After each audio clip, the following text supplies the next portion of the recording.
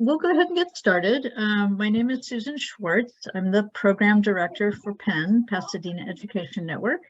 And this presentation is a collaboration with Parent University, and I'll let Nancy Laguna Molina introduce herself from the Family Resource Center and tell you a little bit about what Parent University is and where she works.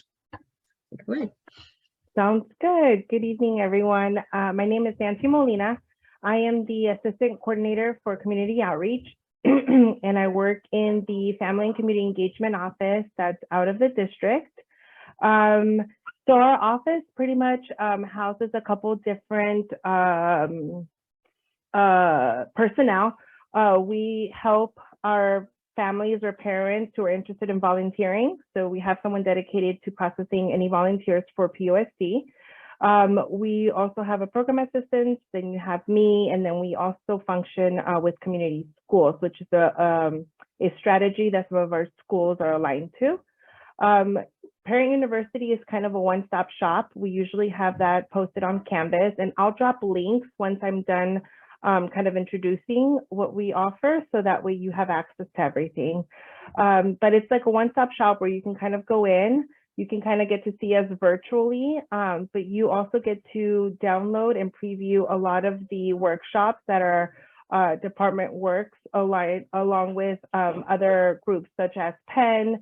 We also work with CAP, Twilight Education, Young and Healthy. So we have numerous of community partners that we work with. And what we do try to do is make sure that all of those workshops are recorded, so that way we can post them on this Canvas link, so that parents have the ability to be able to go back and either reference material, or you know, if you lost the opportunity to be able to join live, then you can go back and view whichever workshop you'd like to view.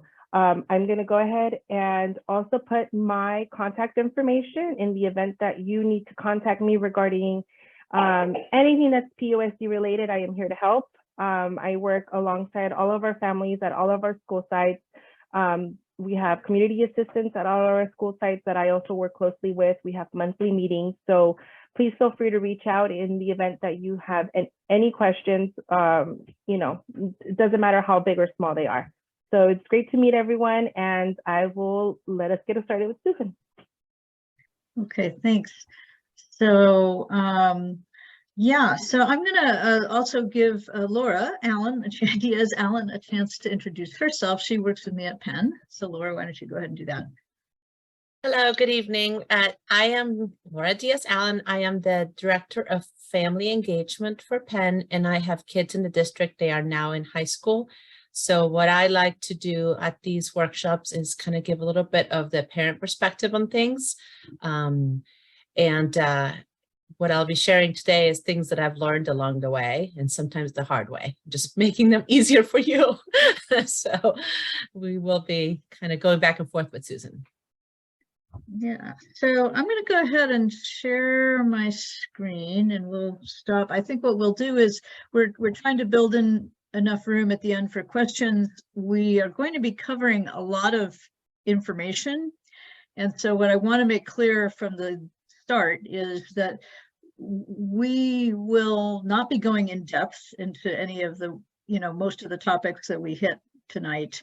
However, we will be providing you with links to sort of learn more in depth and detail about the specific topics that we mentioned. So I'll talk more about that in a moment, but we will share those links as, just with clickable links, as a document with clickable links that you can follow up and find out more.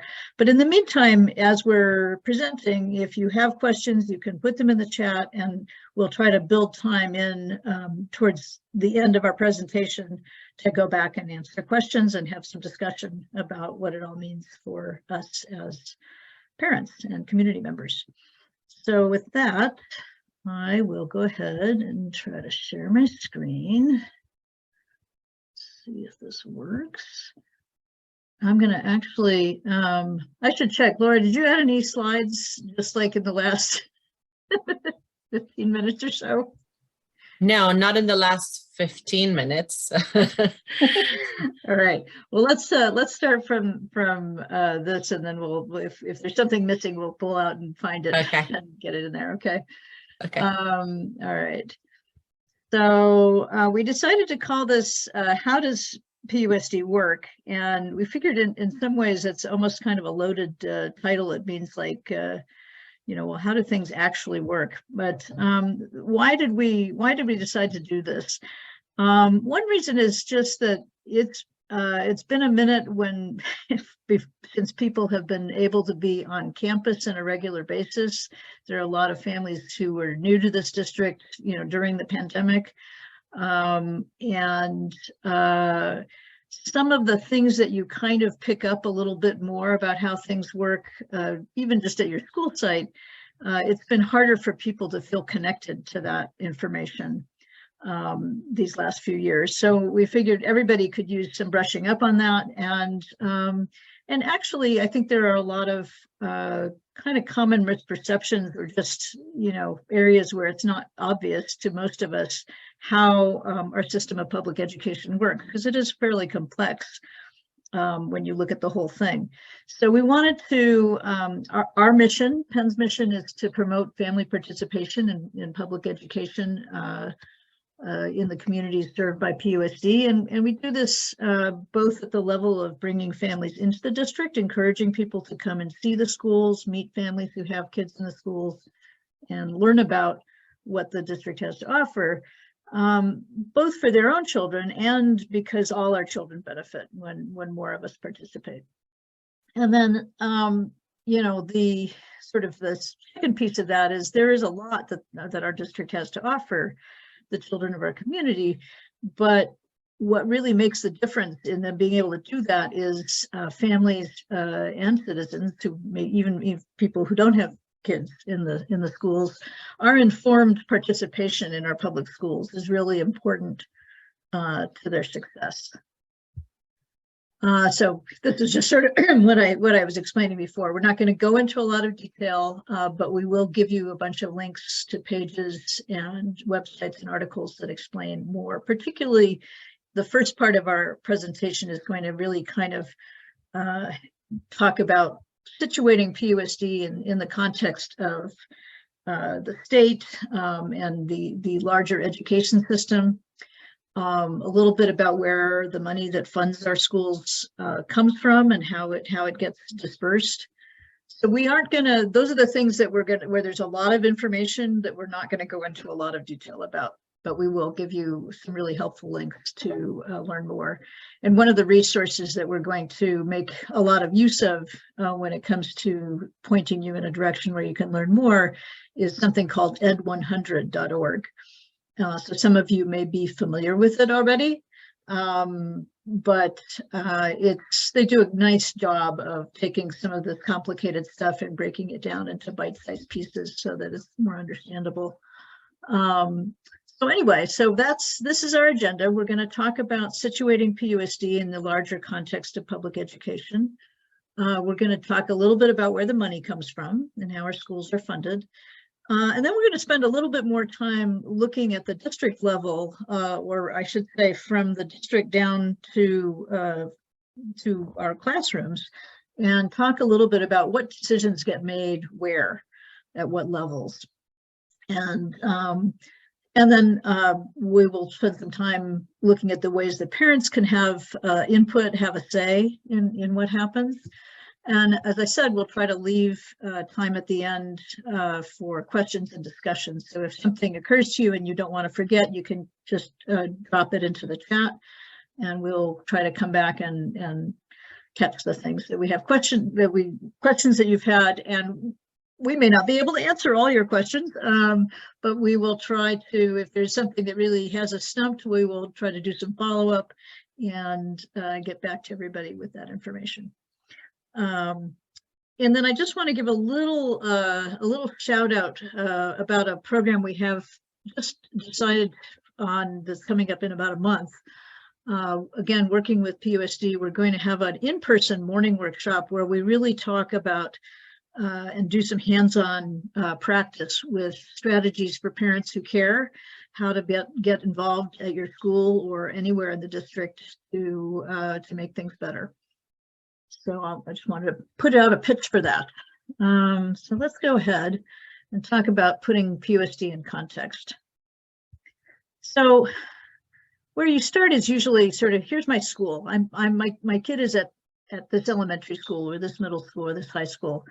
And that's your world, right? That, you know, the classroom is sort of your child's immediate community, but it's part of something larger. Let me see, can I get rid of this? I don't know if I can get rid of this, I'll put it over here.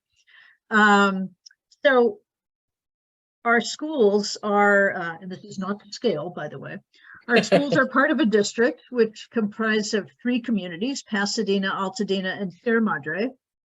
There are obviously multiple schools throughout the district. And we're all of these schools are connected to the, you know, Pasadena Unified. There are lines going towards PUSD from all these little school boxes. The voters in these communities elect the school board members who govern PUSD. There's also I put a little circle out here for the union, for the United Teachers of Pasadena and the other unions representing the personnel who work for the district. And all of this is situated inside, let's see if I can get this to work.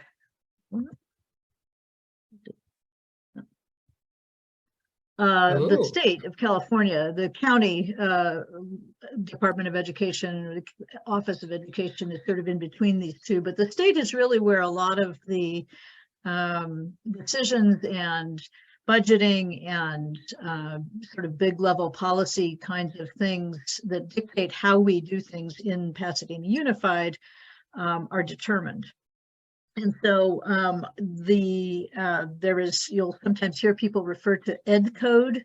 That's the education code, which is a huge body of laws at the state level that govern public education and touch on a lot of different aspects of how things are decided,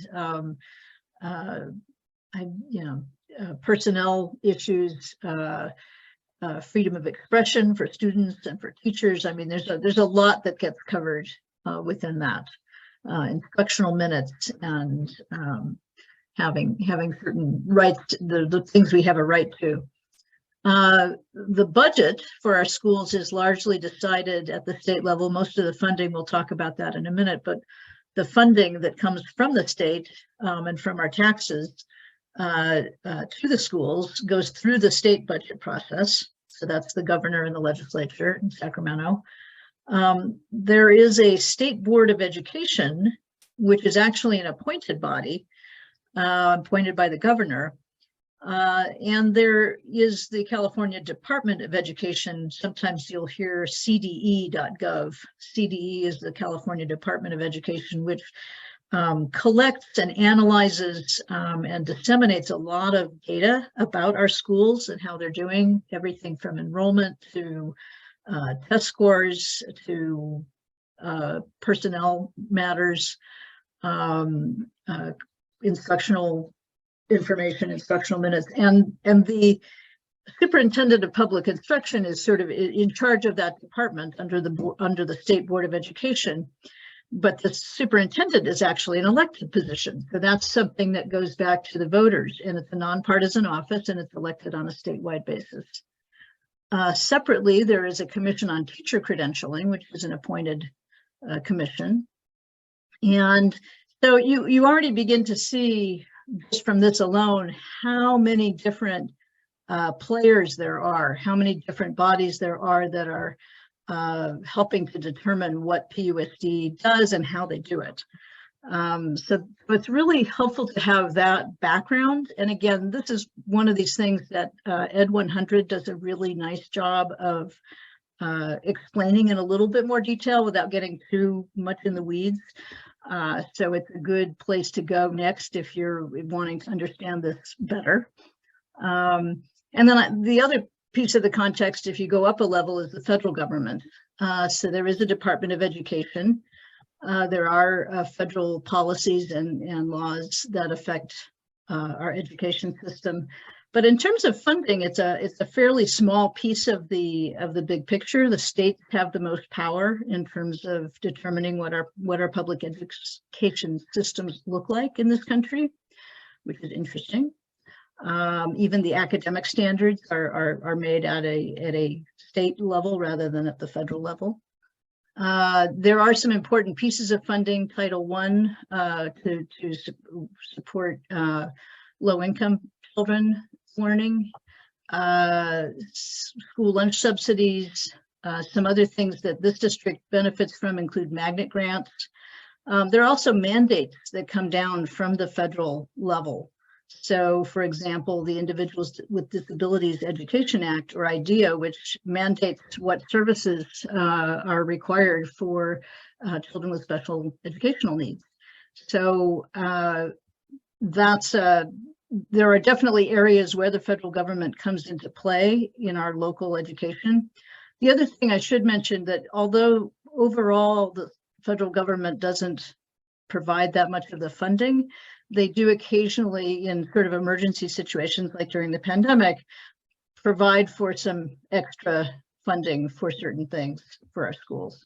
So, and then I also I put the National Education Association, the teachers union, at the federal level, because our local teachers union is affiliated with the state of California's teachers union and California Teachers Association, I think, if I have that right, which is then affiliated with the National Education Association. So, but that's just to give you sort of the context. So you started here at your school. You have 3 communities that make up this district. There's an LA County Office of Education, which helps support the district and in a number of ways, but the bulk of the governing kind of happens at the state level in terms of how our system is set up, and the federal government also has a role to play. So that is my quick and dirty situating our district in the larger context, and I'm going to turn it over to Laura to talk a little bit about where the money comes from and how our schools are funded. And Laura, if I get to a place where you had a slide that I didn't get, I'll bump out of here and find the slide. Okay. Let's take a look.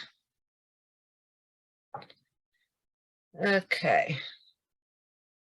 So it's funny that I get to talk about the slide because as chair of something that I'll go over in a second, the LCAP PAC, my least favorite thing to do is talk about the money. I'm always confused by it, but it's really important to understand the kind of the proportions of the money that are coming from where, right? So in a second, I'll show you a budget pie. Actually, you know what? Let's jump to that real quick, if you don't mind, Susan. I think it's helpful to do that. Let's make it a little smaller. All right, so you can see here how, for example, Pasadena Unified is funded. So a chunk, like Susan was saying, just like a chunk of our guidelines come from the state, the largest chunk of our money also comes from the state. It used to be that the state of California used to give districts chunks of money. For example, this is your money for serving foster youth. This is your money for serving English learners. And as of a few years ago, about 10 years ago, that changed. And so school districts get, kind of like a big chunk of money that we are supposed to then make decisions about. And that is allocated using a formula that we call LCFF. And then districts are supposed to decide how they're going to, there's money for just base money, and then there's money for individual groups. So talking a little bit about what LCFF is and then LCAP, because as a district, we have to come up with a plan each year, and then we submit it to the state, and we have to have goals that we have to meet. So whenever you guys hear anything about LCAP, that's what that is. And there's we're obligated to have a parent committee that oversees the spending of the money and the implementation of that plan, and that is what the LCAP PAC is. So that you see that almost 60% of our funding comes from the state. Then, like Susan was saying, very little comes from the federal government.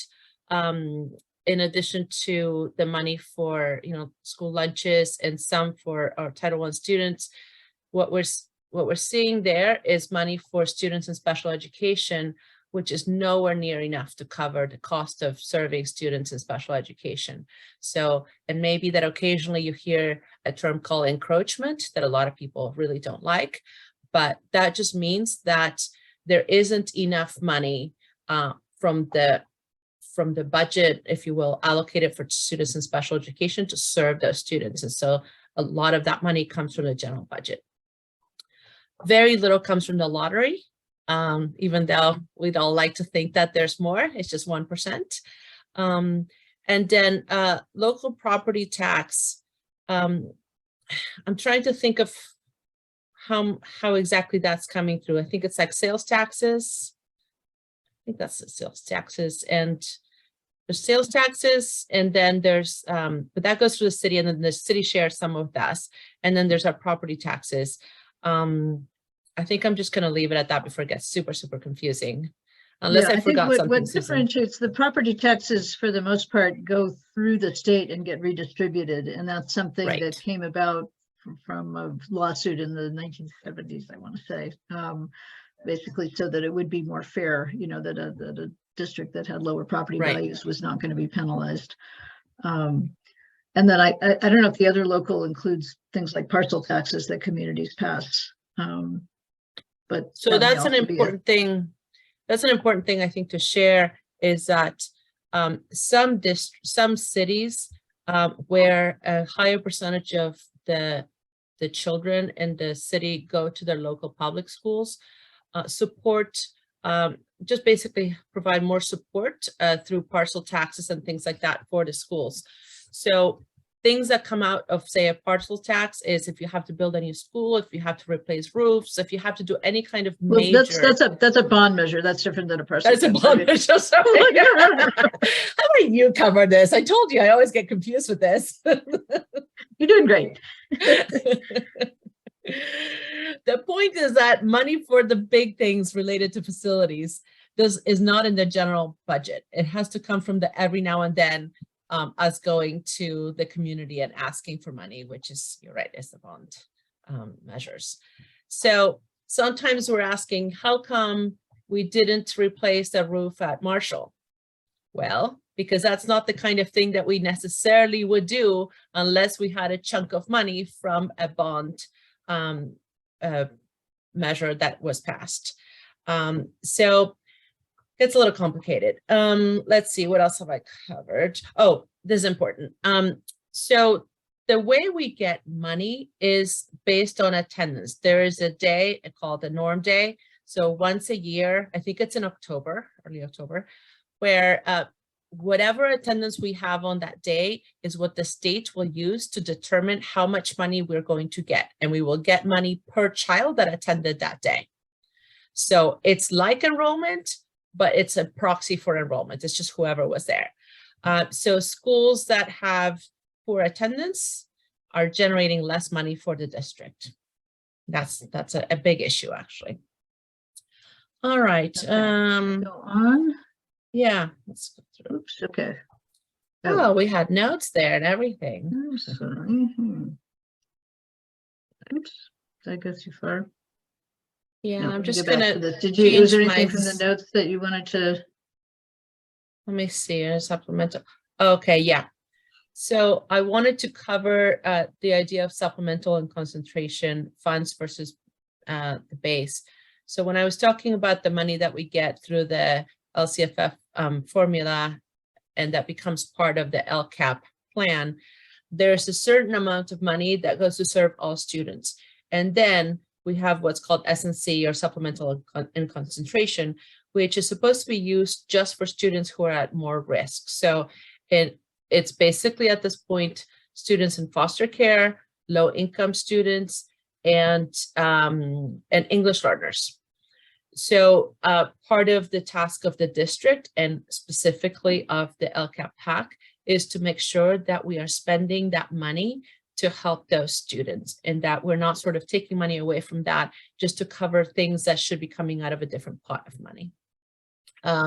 Declining enrollment is a really big problem.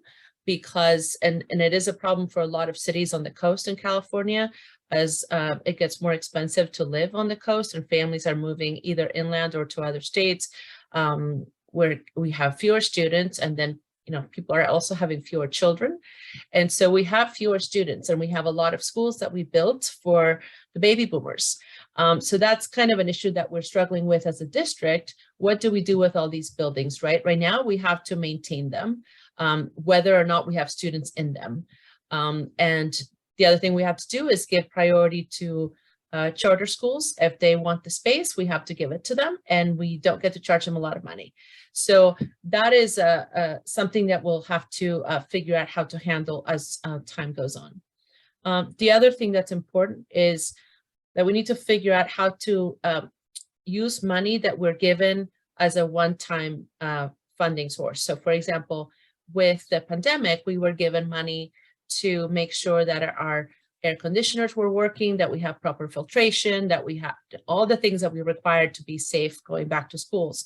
So if, say, we hired somebody with that money and the money goes away after 2 or 3 years, then you have to have a plan for continuing to pay that person's salary after that money goes away. So there are a lot of decisions that have to be very thoughtfully made. You can't just throw money at something and then hope that you can figure out how to pay for it later. Okay, I think that's all I wanted to say about that. The other, so we just include these slides. You will see a breakdown. I mean, the colors are not super helpful, but at the very bottom is the money that the sites receive as a percentage of the total budget of PUSD. So you can see that it's a small amount. It has gone down and up and down over the years, but it's, it hovers somewhere around 10%. Then the piece in orange is money that is being used to provide services at the different school sites, but it is managed centrally and decided centrally. So say we decided that we needed psychologists for the schools, and we hired 10 psychologists to serve, to take turns and serve all the schools. That would be in the orange. Principals don't get to decide on that money. And then the top is the money that is spent centrally. And again, that is your department heads, IT department, lots of things. So that's the percentages. On the right hand, you will see the actual amount of money that we're talking about. So this is important for parents, because if you're serving on school site council, or if you have questions for your principal or want your principal to do this, and that, the other thing, you need to know that the money that your principal can make decisions about is not that much. It may be about a full-time position and a little bit more, maybe hire an extra half-time person or something, but it's not a lot of money, which is why it's so important for schools to, one, advocate for their needs, so that when the decisions are being made centrally for what support to give to schools, they're being made with the needs of sites in mind. And the other one is, it's also led to the creation of annual funds to make sure that schools can supplement the money that they need for whatever specific things that they want and that are not being covered by the central. All right, let's move on to the next. Did you have another slide that I'm missing, or is that? No, that's it. Okay, great. So we're going to move on. I told you we were going to kind of get through some of this stuff quickly, even though there's a lot of information. But we're going to sort of break it down a little bit, some of what we talked about in the earlier part when we look at who decides. So again, I'm going to start with the state level kinds of decisions. I mentioned Ed Code, which establishes the legal framework that California schooling, that shapes how California schooling works. Includes things like instructional minutes, attendance, and truancy, and a lot of other things.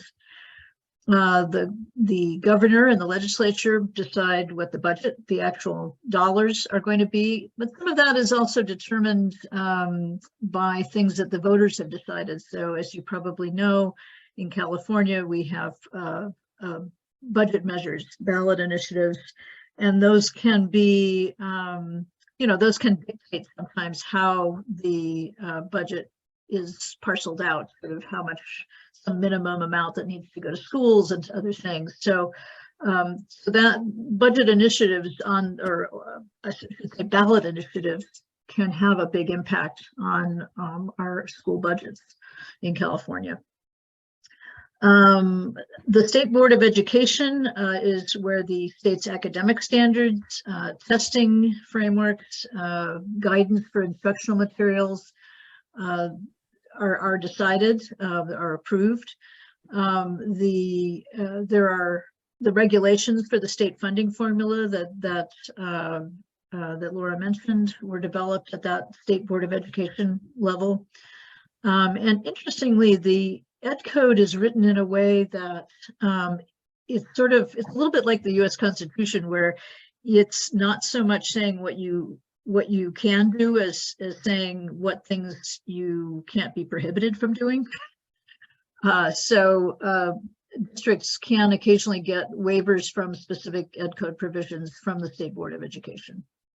The California Department of Education is mostly collecting and analyzing data about how our schools are doing and who's enrolled and what our teaching force looks like and things of that sort.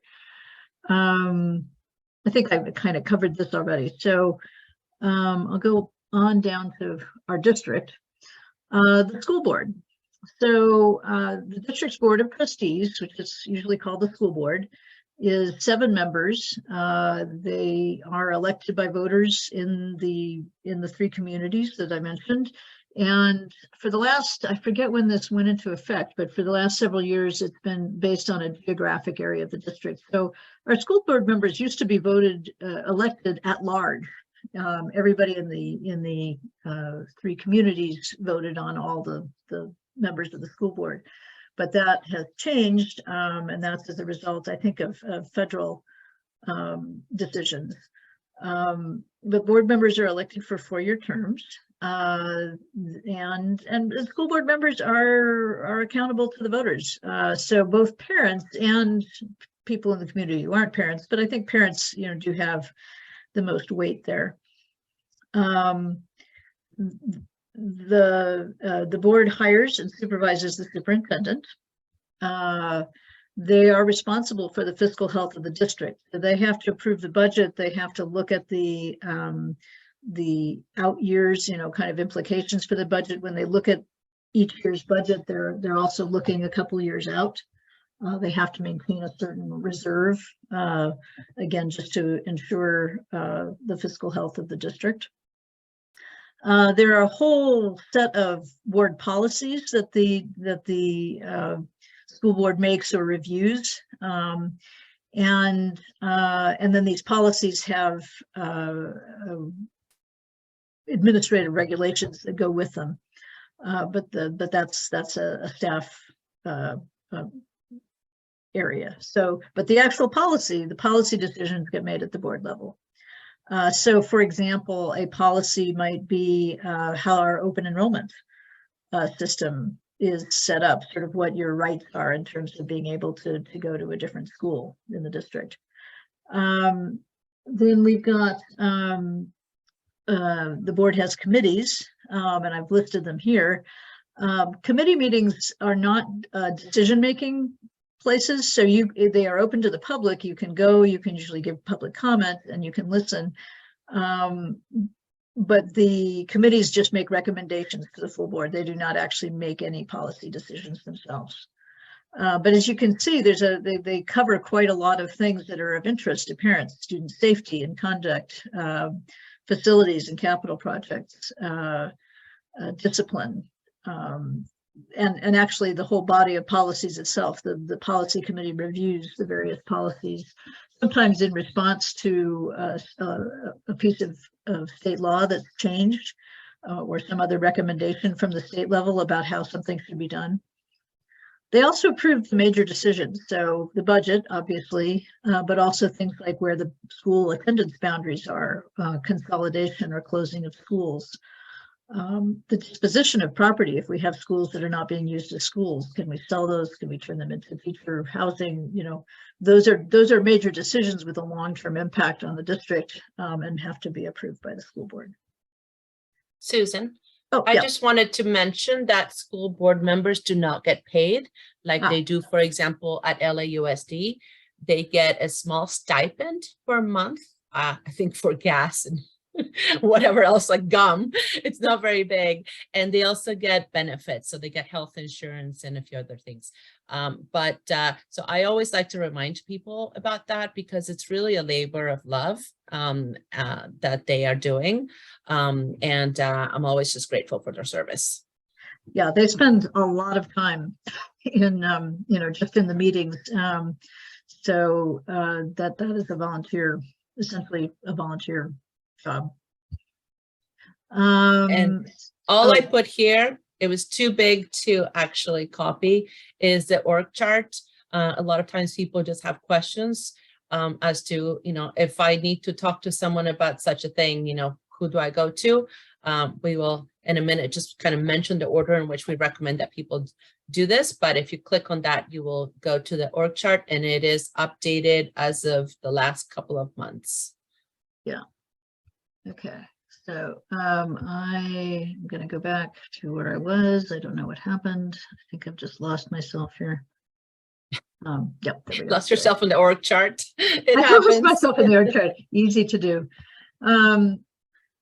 Okay. So district administration. So the superintendent, I didn't actually even put the superintendent on here. The superintendent is the administrator, the lead officer for the entire district, and reports to the school board. But at the district level, a lot of the, as Laura sort of suggested when she was showing the budget stuff, this is where a lot of important decisions get made, where a lot of things that get implemented. So curriculum, professional development, and support for teachers, hiring and supervising of principals happens at the district. That's part of the district administration. A number of programs, support for English language learners, special education, foster youth, other services, student and family support services, child welfare and attendance. So a lot of programs at that district level that are either you know, wholly happening at the district or are supported through activities happening at the school sites. Facilities. Oh, go ahead. Yeah, no, it's just that there's also a lot of just what you imagine, just a lot of kind of, you know, for every pot of money that we get, there's an accountability piece, right? You have to report your data, how you spent each cent. So there's a lot of administrative work that happens in what, you know, what we call the ed building. For example, every magnet grant that we get, someone has to administer it. So there's just a lot of counting and accounting for that has to happen at that level. Yeah. So I've just mentioned communications, the websites. Yes. So the schools, for example, have their websites, but the system for the websites is set up at the district level. So, and actually, I put in a screenshot just from the district website of the district services directory.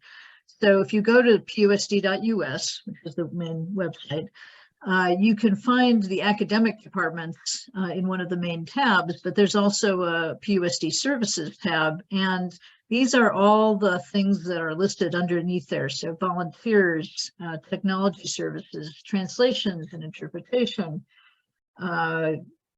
curriculum development, human resources, health programs. So when we were doing that was where the coordination happened between the Pasadena Public Health Department and the school district, was through our district health office.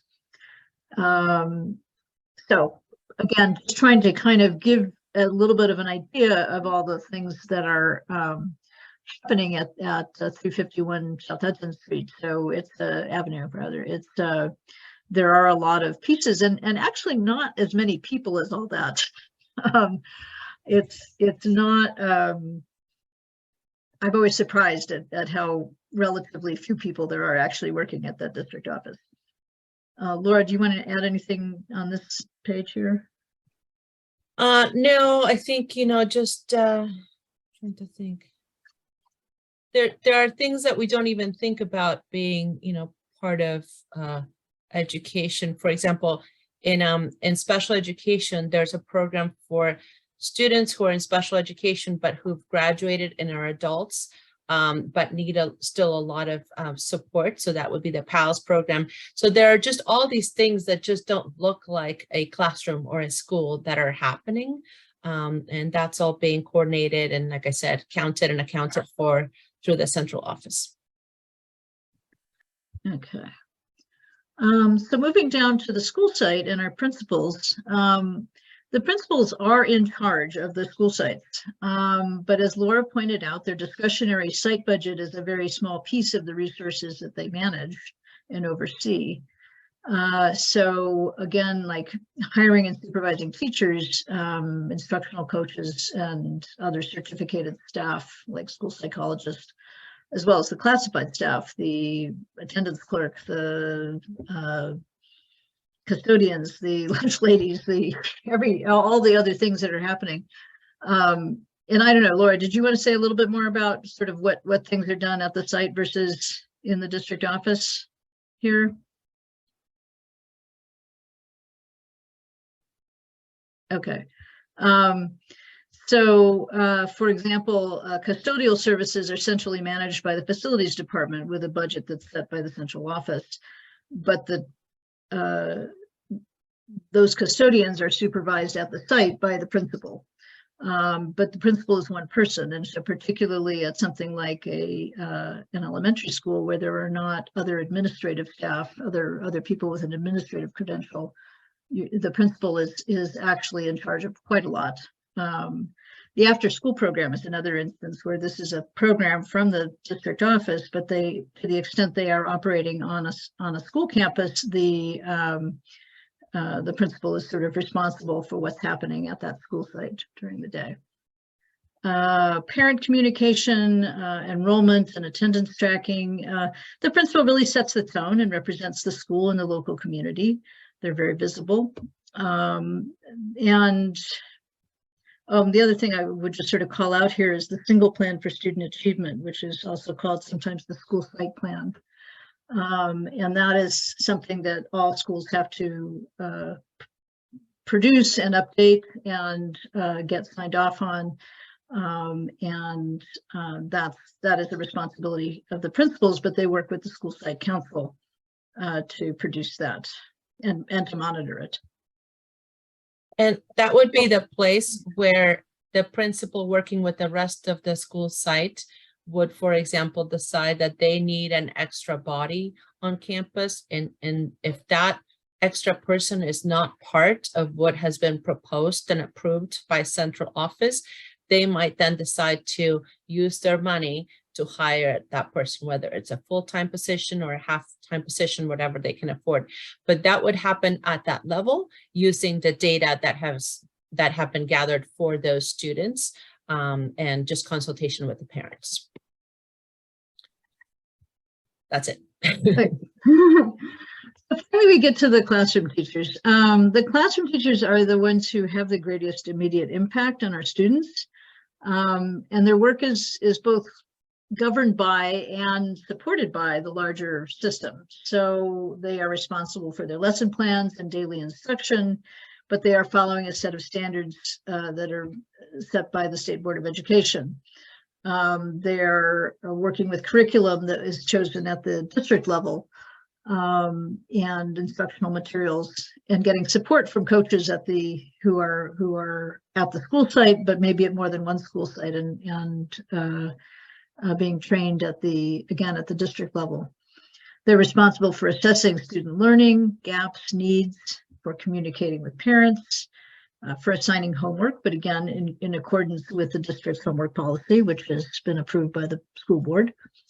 And just a few years ago, I should note that that's an example of something where when the district decided to review its homework policy, Penn was actually asked to come in and facilitate a task force, a group that included parents, administrators, and teachers to look at the existing homework policy and really talk about what its purpose was and really reflect and get some input on what it should be.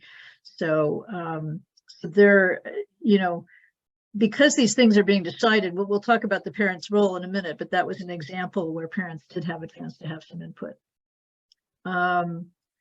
Yeah, so grades, carrying out provisions of students' IEPs, social emotional learning.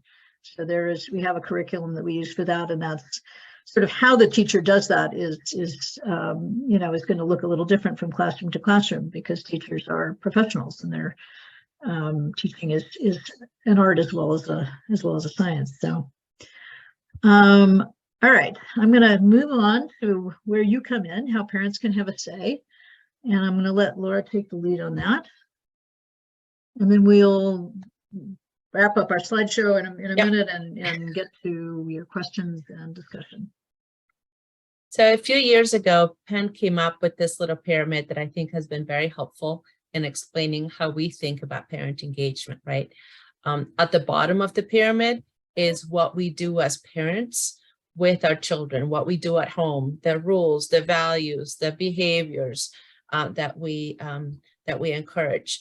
So the idea is that the most important thing that we can do that nobody else can do, none of the other folks on that pyramid, is to send a child to school that is ready to learn, that is ready to benefit from all these other things that are coming down, right? From the federal government, the state government, LACO, the school district, the teacher, all of that hits the classroom.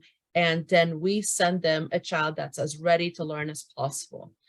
Given who our child is, right? And I have one of each, and they were in different places in kinder. So that's the bottom of that pyramid. The other place where parents can be engaged is supporting the teacher and supporting the running of the classroom, right? So before the pandemic, lots of us were volunteering in classrooms, helping with various things, whether we went on field trips or, were classroom volunteers cutting things out or whatever it was, especially for elementary. Then we have the next level, which is parents that get engaged at a school level. That's parents that are joining the PTA or joining school site council or doing just something. Maybe they want to do a landscaping project, something like that. And, some parents never go through the classroom engagement piece. They just jump straight to school engagement. Some parents kind of go through all the steps. And then at the top, we have, district engagement. Some people are just really interested in how things work, or are also maybe unhappy with how things work, and they want to have a voice in making some changes. And in order to do that, you kind of have to learn a little bit. So that might be a place where you get engaged with if you're the parent of a child who's an English learner, maybe you participated at your school level in ELAC, and now you're ready to move to DLAC, right? And make recommendations for all English learners in the district. Some of our Penn parents who followed this sequence over the years are now school board members. So that's kind of the progression of how parents can be involved. And obviously, the higher up you go, the more you need to know about how the institution works so that you can provide appropriate feedback and, kind of ask the right questions.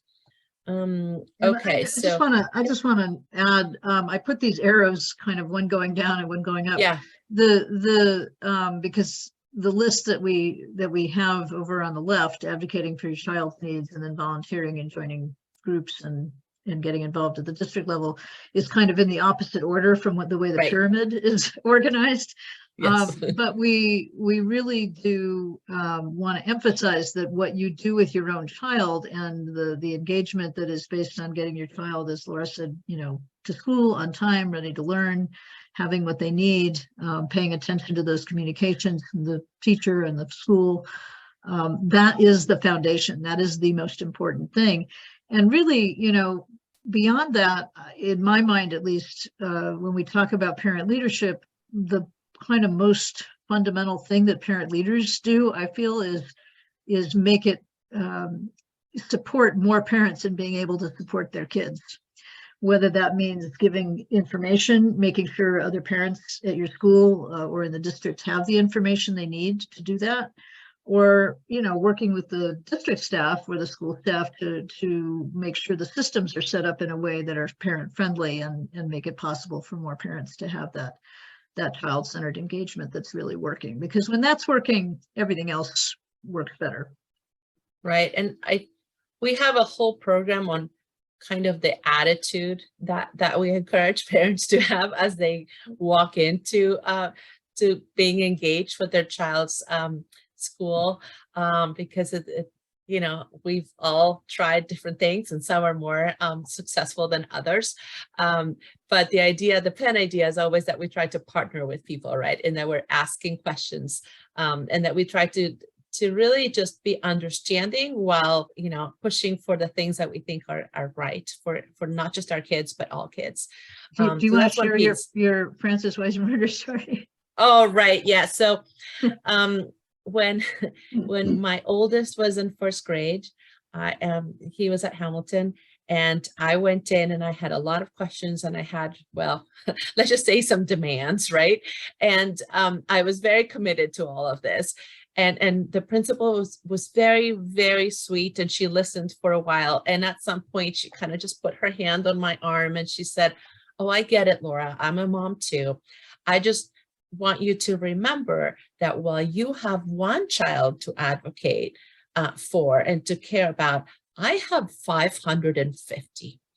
And so, you know, I mean, I think she was, again, trying to give me some perspective, but also gently letting me know she wasn't going to spend all day with me. She had other kids to deal with. And she also reminded me that sometimes one child's needs may be kind of the opposite of another child's needs. So that the job of a teacher and a principal is to kind of balance all that, right? So my kid needed more quiet in that classroom, and there were children that needed to be allowed to make a little more noise. How does that even work? So we figured it out, but it was really helpful for her to remind me very gently that, you know, she had more than just my child at school. I think I lost a point. Oh, the other point that I like to tell parents is that do the things that not only that you're passionate about, but that really serve you. So for example, I discovered I wasn't so much of a PTA person. I was a school site council person. It gave me joy and I felt fulfilled when I sat there and I looked at the budget and I struggled with big questions. I wasn't so cheerful. I wasn't going to do PTA very well. And so I did school site council. That's okay. I joined the PTA. I did not need to be an officer. And so I just tell families there's a lot to do. And sometimes you end up doing so much of the wrong things that you end up not doing the most important one, which is to the bottom one, the orange one, to take care of your own kid.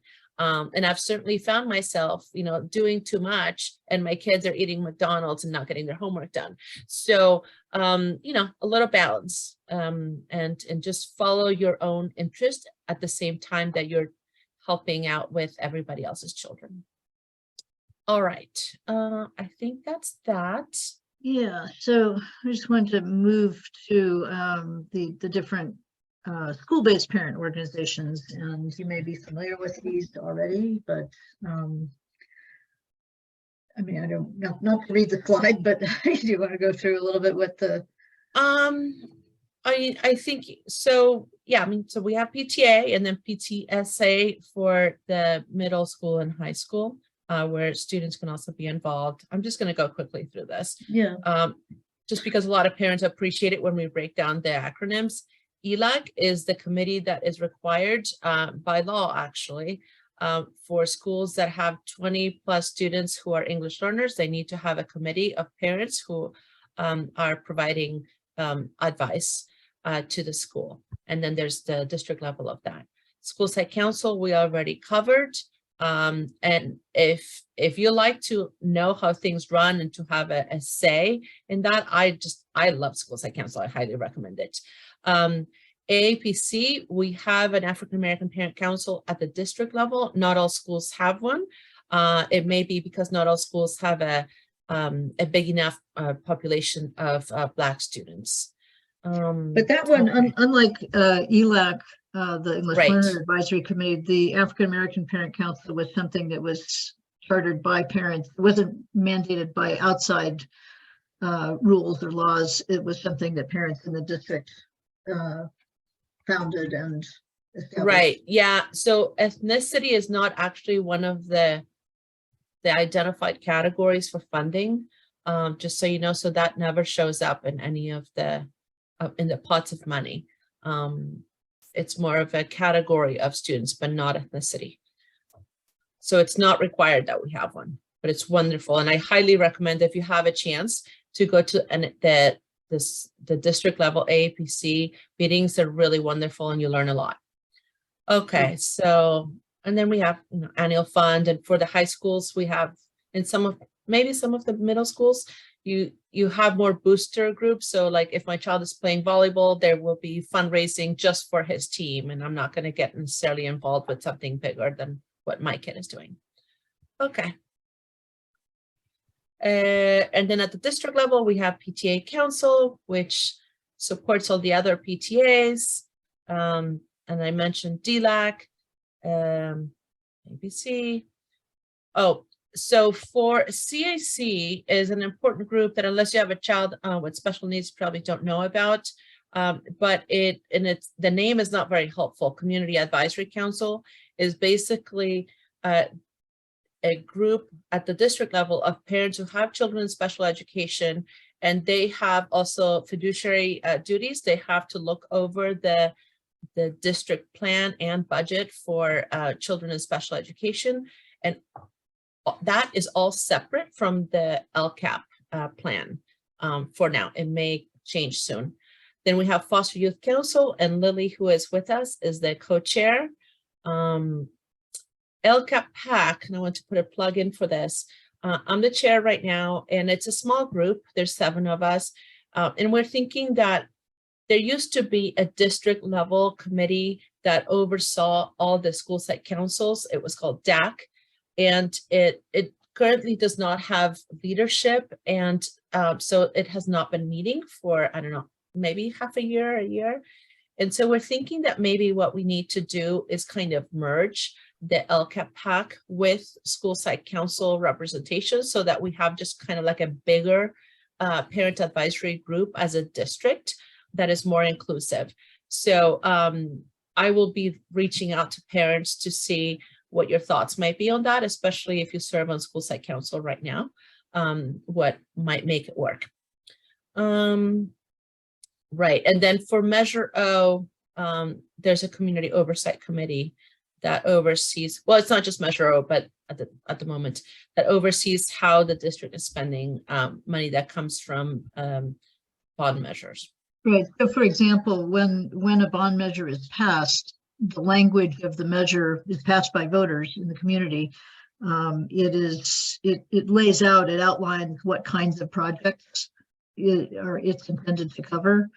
You know, so Laura mentioned, you know, roof replacements, or, you know, heating, ventilation, air conditioning equipment, computer technology infrastructure. So the measure will spell out what types of projects can be covered by that funding that the voters have approved, the bond funding.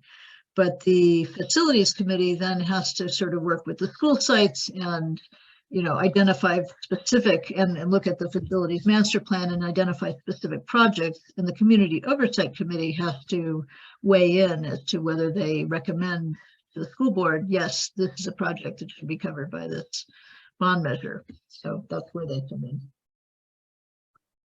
Okay. And then I just wanted to add too that you know, there are a number of other ways, even if you're not actually involved in a specific committee or a standing, you know, organization. The district, as you probably have noticed, often seeks input from parents in the community in the form of surveys, public forums, or public hearings. There's an opportunity for public comment at board meetings and other meetings. So there are a variety of ways that it's possible to weigh in. During the strategic planning process, there were committees that were put together, and you could apply to be on a committee working on a specific piece of the strategic plan. So there are a variety of ways that as a community member or especially as a parent in the district, you can have input, and Penn tries to put the word out about those when those opportunities arise and really make sure people know about them. So those are not insignificant. And I think with that, we are going to go to questions. So I'm going to stop sharing. See who we got left in the room after all that. Denise has a hand up, so I'm gonna open up the chat. But Denise, you want to go ahead and unmute and tell us what your question is? Sure. First of all, thank you. This has been very interesting. I knew some of this, and I know a lot about Proposition 13, but a lot of these other things were quite new to me. Mm-hmm. I have 3 questions. I'm sorry, I probably have 10 questions, but I narrowed it to 3. And I understand if you don't have time for them all, but I'll just do my 3 questions. One is, I know Prop 98, because I'm a community college teacher, we get it too. I know it dedicates a certain amount of money. I just wanted to know a little bit more about that. I wanted to know, number 2, why our teachers at PUSD are paid so much less than surrounding areas. A lot of teachers have told me that they leave to go to other districts. And I know they got a 10% raise, which is great, although it seems like it should have been 50%. And third, I just read that link in the chat about the arts money. That's great, but it says that there's no new taxes.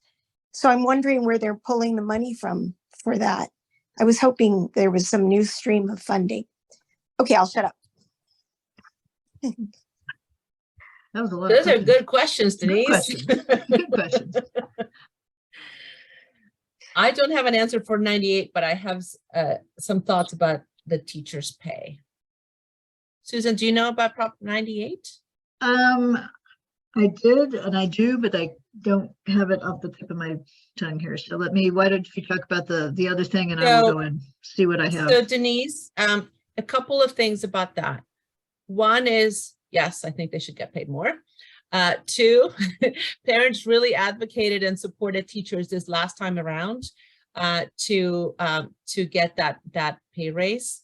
There is something that I understand, which is that when you look at how much compensation teachers get, so it's their salary plus their benefits all together as a package, it's not quite as bad as it looks.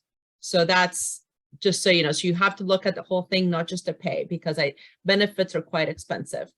3, there are some districts, for example, San Marino, my understanding is that they have, well, they charge more taxes, and the community supports it. And part of the taxes go to, having more money for teachers. They also have something like PEF that raises money, and that money makes up the difference between what the school district can pay teachers and what they want to pay them.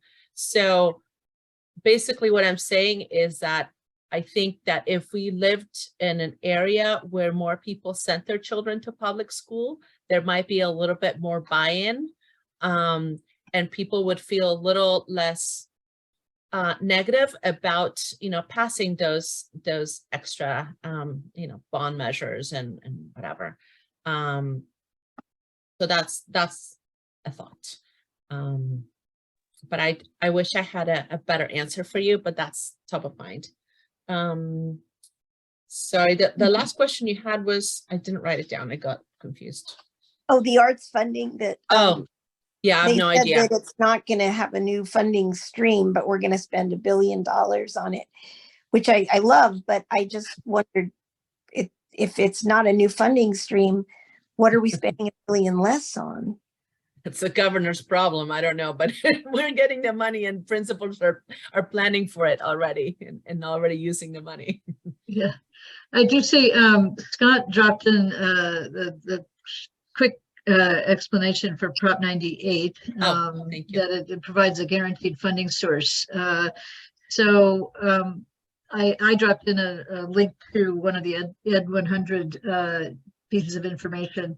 Thank you. So this was a ballot measure in California that passed by a very narrow margin. It didn't raise taxes or add new revenues, but it amended the Constitution to guarantee the larger, more consistent fraction of the state budget be spent on K-12 education and community colleges. So that's sort of the K-14 piece. Yeah, there's sort of three tests that, you know, the state can use to guarantee, you know, how funding grows. It's sort of share of general fund revenue, change in per capita personal income, or change in general fund revenue. It basically stipulates that about 40% of the state's general fund, or at least the same amount as the previous year, adjusted for growth in student population and personal income, will be spent on K-14 education. So that's Prop 98. Yeah.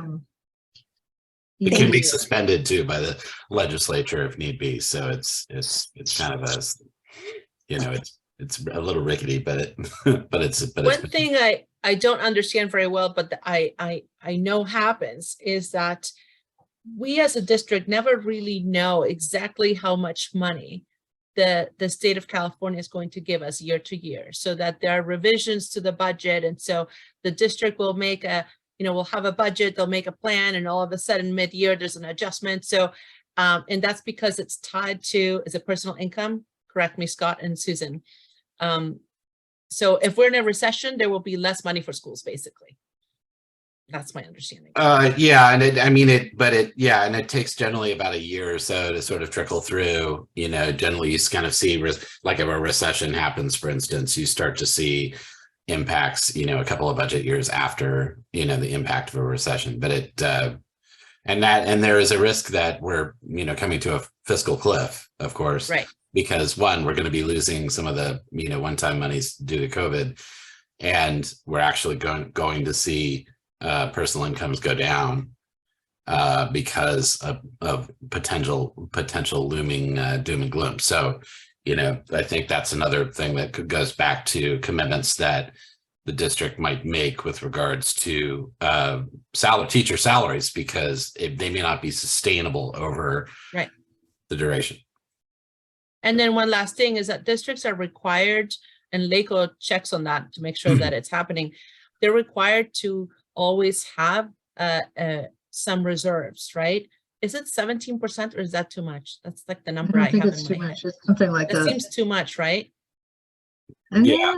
I'll look it up, but like they have to have reserves. And so that's why sometimes, you know, it may be that we're asking for, we want this and we want that, and teachers may want a pay raise, but once you commit to a pay raise, now you have to do it. And so what happens if there's less money coming in from the state, right? And you haven't kept, and you know, you basically don't want to dip into your reserves to guarantee a pay raise, because you don't know how much money will come to you. Yeah, it's 10%, I believe. So it's a 10% reserve cap. Okay. So if you look like you're going to dip below that consistently, then the county can get involved, and it's no good. So you'll charge. hear the public sometimes say, why doesn't the district do X, Y, and Z? They have the money. Well, yes, but some of that money is because they have to use it for those required reserves. Okay. I just want to jump in, and I did drop a couple of links in the chat for our program evaluation. This is the first time we've done this program as just like this. So any feedback is appreciated. Please. And it's a very short survey. It's just kind of, was it helpful?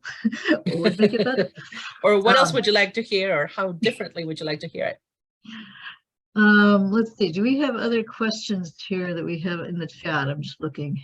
And while you're looking at those, I just wanted to, for those that don't know who I am, I'm the PTA Council of PUSD president. And council represents and supports and develops leadership for the 20 PTAs, hopefully soon to be 22 PTAs of PUSD. So we're think of us as like, quite simply, think of us as PTA HR, but we do much more than that. But that's who I am. And we're lucky to have you also on the LCAP PAC. LCAP PAC member. Yes, right. absolutely. Yes. And I also just want to basically pitch the LCAP PAC. It's a lot of fun. All right. So Denise, you have a hand up, it looks like. Do you have another question? I forgot to lower my hand, but I Oh. do have another question. Hey, Denise, how are you? Hi, Scott. I miss you. I know I miss you too. Denise was PTA president of Hamilton last year, and she really rallied the troops over there. So thank you for. Oh, sure. They're doing great. They're doing great. Still, oh, you said a PAC? Is it a political action committee, or that's No. just no. No, Laura. Yeah. No it's Parent acronyms. Advisory Committee. Yes, it's Parent Advisory Oh, Committee. parent. Oh, okay. Yeah, I figured it probably wouldn't be, but Oh, I no, couldn't figure no. out. The only acronym that needs no explanation is PTA. I think most people know what PTA means. Yeah. Lily, do you want to chime in and tell us a little bit about what the Foster Youth Council does since you're here? We didn't really say much about it. Yeah, so I am a foster parent, and the Foster Youth Council, it's like the AAPC. It was not required by the district to provide advice, but we decided to. Our district serves about twice as many relative to student population foster youth than most districts in our area. A lot of that has to do with the large STRTP, which are group home facilities. So we have a lot of foster youth that are coming through our district, and they have a lot of needs. And when you even look at like the count of foster youth, it'll be like 200 at a time, but we serve about 400 in a year. They're not stable. They're moving through our system. So they're coming in and out. And so we look at both the needs of those kids and helping the district devise policies and procedures that serve them best. There are a ton of laws in Ed Code and elsewhere that govern foster youth. And so that's a lot to keep up with. And then we also provide a resource to caregivers as they come into our district to help them navigate all of the resources that are available through our youth and foster care youth and foster care programs, which are really great. So we're making more. So that's what we're up to. And we were very fortunate. So last year, one of the things that happened with the LCAP is that our district was required to add a goal for foster youth, because again, we have just a much higher percentage of our students who are in foster care than other districts, and they have a lot of needs. So we added that, and we spent a whole year basically just trying to understand the population and make good recommendations. So we partnered with Lily, and she was coming to the meetings. And since she was coming, I asked her if she would join. And so she's now also a member of the PAC, which is invaluable because then we can really talk to each other about what's needed. And I feel like we have much stronger recommendations because of her participation. Yeah, I want to kind of, this brings to my mind the fact that one of the, at the district level and in the office, Family Resource Office, where Nancy is, the parent leaders and some of the community partners like Penn, so leaders from this LCAP PAC, from PTA, from APC, from all the different parent groups, but also some of the community partners have come together and met just to exchange information and give feedback to the district and learn about district initiatives. And during the pandemic, because all the meetings were online, I think in some ways we got to know each other better, which is odd, but true. It was easier to go to each other's meetings, to just kind of tune into the APC meeting or to the Foster Youth Council meeting. And I think it's a real, that kind of connectedness and understanding those kind of intersectional needs amongst groups has been really a strength for our district.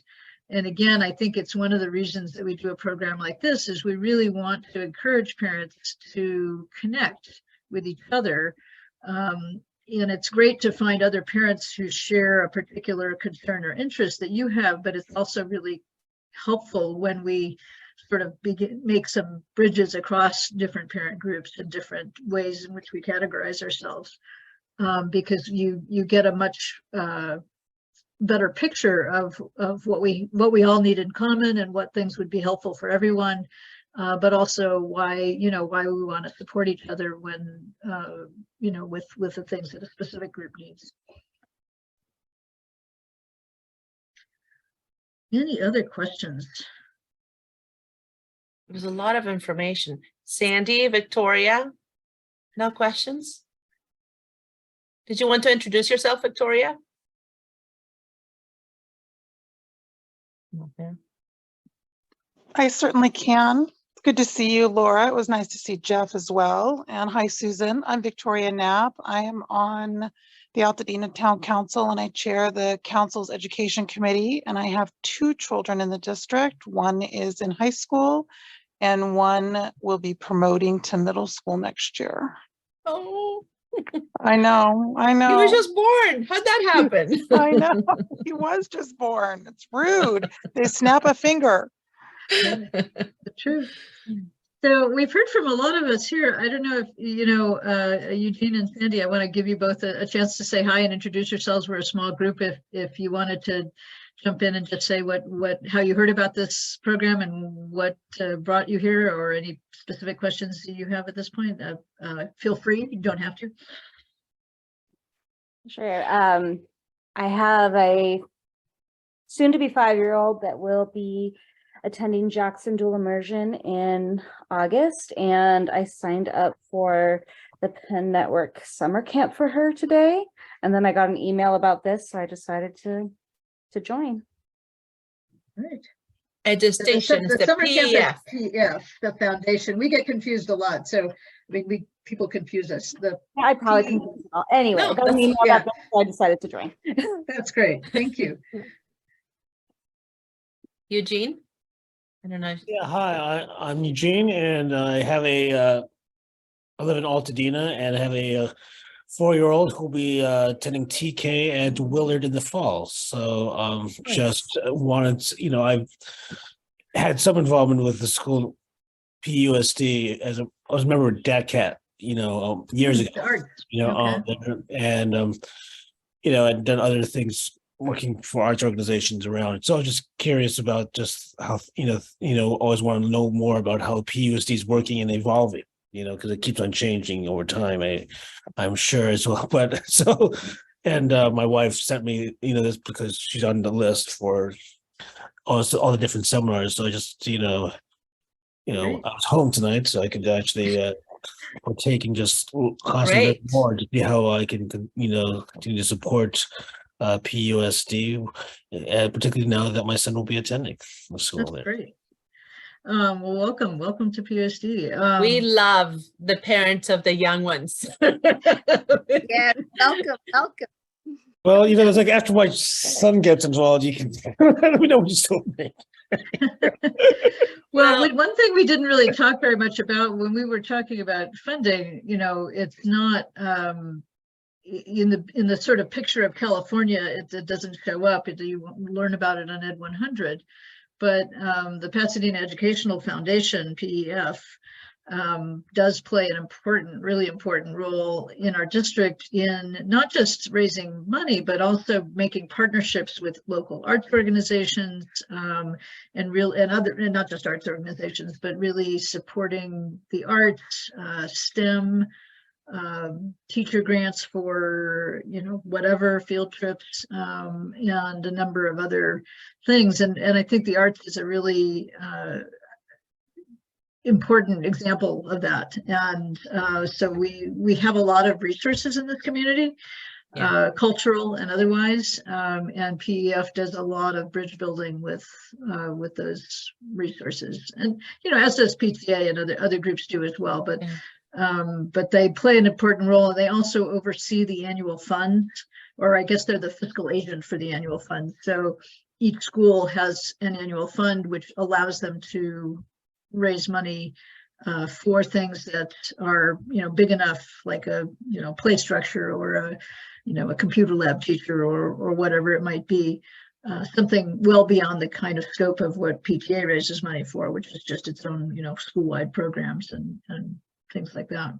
Well, and PEF and Penn also partner. So, for example, one fairly recent initiative is working with realtors, right? So part of what our history as Pasadena has been, just people that had opinions about public schools and just wouldn't even go look at a school, wouldn't go on a tour. And realtors, were kind of perpetuating that. And so we thought, what if we brought realtors to the schools? We invited them to be principal for a day. We showed them, our campuses and our children and our teachers. And so we've been working together, and PEF, I don't know, Susan, a little bit more about that, about the classes for realtors and the certificate that they get. Yeah, I mean, the PEF has had a realtor initiative for a while, and Penn has supported that. But they actually offer a class where realtors can get a professional recognition for having taken this class, and they get a presentation about the schools. They visit a school, they go on a tour, and the realtors who've done it have just been floored. They, some of them have turned around and pulled their kids out of private school and enrolled them in the district, which is kind of brilliant. Yes. So there you go. I want to be respectful of everybody's time. I really am glad you all showed up. It was good to put this material together. I'm gonna, let's see, before we go, I will try to drop another link in the chat, which will take you to, I'm not going to do that. I tell you what I'm going to do, let me be honest about what I can do. We will send a follow-up email in a few days with the recording, link to the recording, the slides, and that list of links that I promised you that sort of will help you find more in-depth information about the different topics. And we post all this on our website, so you'll be able to find it there under our programs tab, but we will email it all out to you and the others who signed up for this program so that you can follow up at your leisure. And again, I hope you'll take a few minutes now or later to fill out our program evaluation, and those links are in the chat. So I want to thank Jeff for hosting us, and Basti for interpreting for us, and Nancy Molina for being our partner at the Family Resource Center at PUSD. And I will say good night.